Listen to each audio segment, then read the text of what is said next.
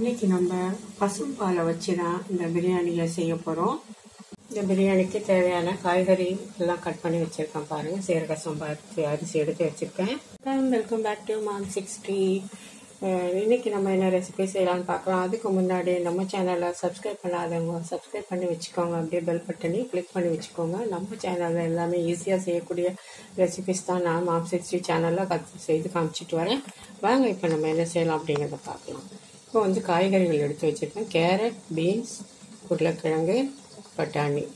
இது சின்ன வெங்காயம் போட்டு செய்கிறப்போ ரொம்ப டேஸ்ட்டாக இருக்கும். ஒரு கை சின்ன வெங்காயம், ஒரு தக்காளி, இஞ்சி பூண்டு பேஸ்ட்டு, ஜிஞ்சர் கார்லிக் பேஸ்ட்டு, சீரக சம்பா ரைஸ். அதாவது வந்து 1 டம்ளர் எடுத்திருக்கேன், 1/4 கிலோ அளவுக்கு. வாங்க இப்போ எப்படி செய்யலாம்னு பார்க்கலாம். நம்ம அப்போ பால் வச்சு செய்ய போகிறோம். பசும்பாலும் ப்ளஸ் தேங்காய் பால் ரெண்டும் சேர்த்து. வாங்க இது எப்படி செய்யலாம் அப்படிங்கிறத பார்க்கலாம். இங்கே 1 டம்ளர் ரைஸை பாத்திரத்தில் சேர்த்துட்டு எப்பவும் போல் வாஷ் பண்ணிவிட்டு ஒரு 10 நிமிஷம் ஊற வச்சுக்கலாம். வச்சுருக்கேன் நான். மேலே கொஞ்சமாக ஆயில் விட்டுக்கலாம். 1 கரண்டி இருக்க அளவுக்கு ஆயில் சேர்த்துக்கலாம். நம்ம போட்டுக்கிறது ஒரு 1/4 கிலோ ரைஸ் தான். அதிலே 1 டேபிள் ஸ்பூன் நெய் விட்டுக்கலாம்.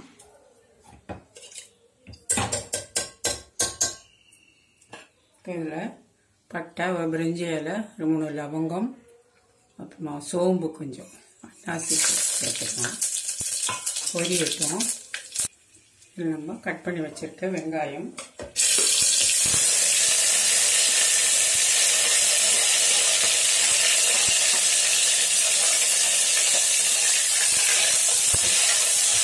கொஞ்சம் வதங்கட்டும். இது கூடவே ஜிஞ்சர் கார்லிக் பேஸ்ட்டு 3/4 ஸ்பூன் போடுறேன்.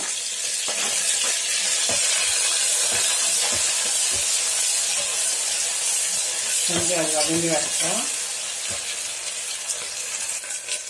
3 பச்சை மிளகாய். நம்ம இன்னைக்கு மிளகாய் தூள்லாம் போட போகிறதில்ல. ஒயிட் கலரில் தான் அந்த பால் பிரியாணி செய்யப்படும். அதனால 3 பச்சை மிளகாய் போகிறோம் காரத்துக்கு. அது கூட 1 தக்காளி,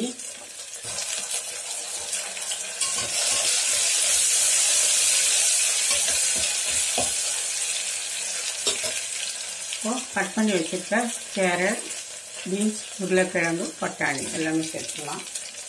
ஒரு 2 கை அளவுக்கு இருக்கும். அந்த காய்கறி அதிகமாக சேர்த்து நம்ம செய்யும்போது டேஸ்ட் வந்து அபாரமாக இருக்கும்.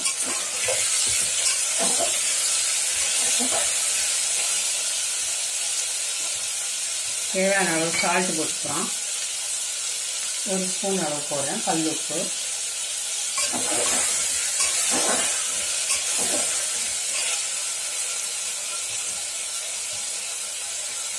கொத்தமல்லி அதில் நான் போட்டேன்.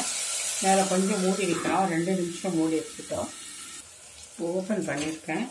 இதில் மட்டன் மசாலா பவுடரு ஒரு சின்ன ஸ்பூனில் 1 ஸ்பூன் போட்டுக்கலாம்.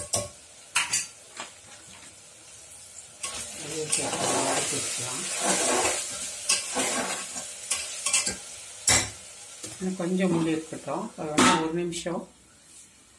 இப்போ ஓப்பன் பண்ணியாச்சு. இப்போ ரைஸ் வந்து ஊற வச்சது நல்லா ஃபில்டர் பண்ணி எடுத்து வச்சுருக்கேன். ஒரு 15 மினிட்ஸ் சோக் பண்ணி வச்சுருந்த ரைஸு சீரக சம்பா ரைஸ் அதை சேர்த்துக்கலாம்.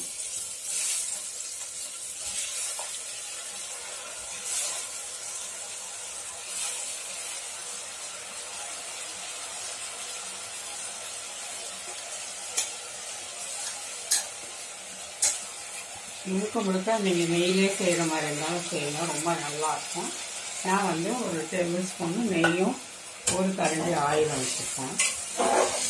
இது கொஞ்சம் அதை வதக்கி வச்சுக்கலாம். ஒரே 1 நிமிஷம் லைட்டாக வதக்கிவிடுவோம். இது மாதிரி நம்மளுக்கு காயும் ரைஸும் சமமாக இருக்கணும். அப்போ தான் வந்து டேஸ்ட் நல்லாயிருக்கும். ரொம்ப குறைவாக போட்டு நம்ம செய்யும்போது வெஜ்ஜு பிரியாணிலாம் அந்த அளவுக்கு டேஸ்ட் வராது. 1/4 கிலோவுக்கு 1/4 கிலோ அளவுக்கு காய் இருந்தால் ரொம்ப நல்லாயிருக்கும். இப்போ ஓரளவுக்கு வதங்கிடுச்சு. இப்போது தேங்காய் பால், கோகோனட் மில்க் வந்து ஒரு பாதி டம்ளர் இருக்குது. இந்த டம்ளரில் தான் ரைஸ் எடுத்துருந்தோம் நம்ம தலை தட்டி. இதில் பாதி தேங்காய் பால் இருக்குது. மீதிக்கு நான் பசும்பால் சேர்க்க போகிறேன்.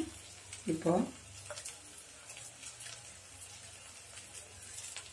1 டம்ளர் பால் எடுத்திருக்கேன், அதை சேர்த்துடலாம். அதில்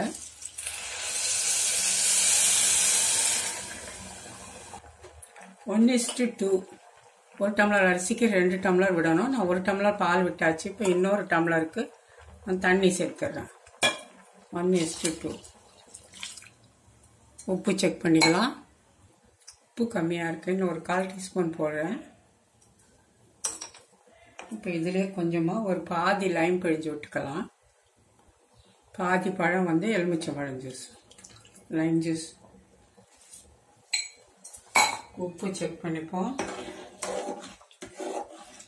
1:2 தண்ணி வச்சாதான் கரெக்டாக இருக்கும். இது பச்சரிசி மாதிரி.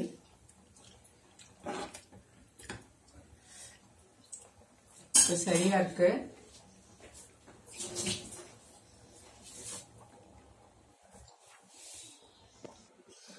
இப்போ க்ளோஸ் பண்ணிட்டு 2 விசில் வச்சு நம்ம ஆஃப் பண்ணிக்கலாம்.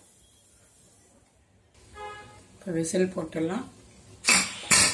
2 விசில்.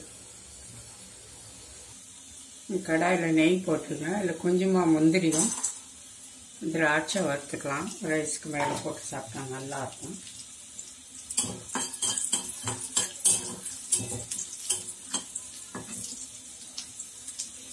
ஃப்ரை ஆயிடுச்சு. இப்போ வந்து ப்ரெஷர்லாம் அடங்கிடுச்சு. ஓப்பன் பண்ணிக்கலாம் குக்கரை. இப்போ பாருங்கள், நம்மளோட சீரக சம்பா ரைஸில் செய்த பால் பிரியாணி, பசும்பால் பிரியாணி, பசும்பால் வெஜ் பிரியாணி. காய்கறியெல்லாம் நிறைய சேர்த்துருக்கோம். பாருங்கள், சாதம்லாம் நல்லா பலன்னு வந்துருக்கு. இந்த மாதிரி 20 நிமிஷம் ஊற வச்சுட்டு நீங்கள் 1க்கு 2 பங்கு வச்சு செய்யும்போது சாதம் பாருங்கள் எப்படி பலன்னு அப்படி வருது.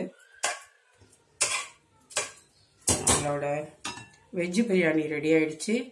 இதுக்கு மேலே நம்ம கொஞ்சமாக முந்திரி திராட்சை சேர்த்துக்கணும்.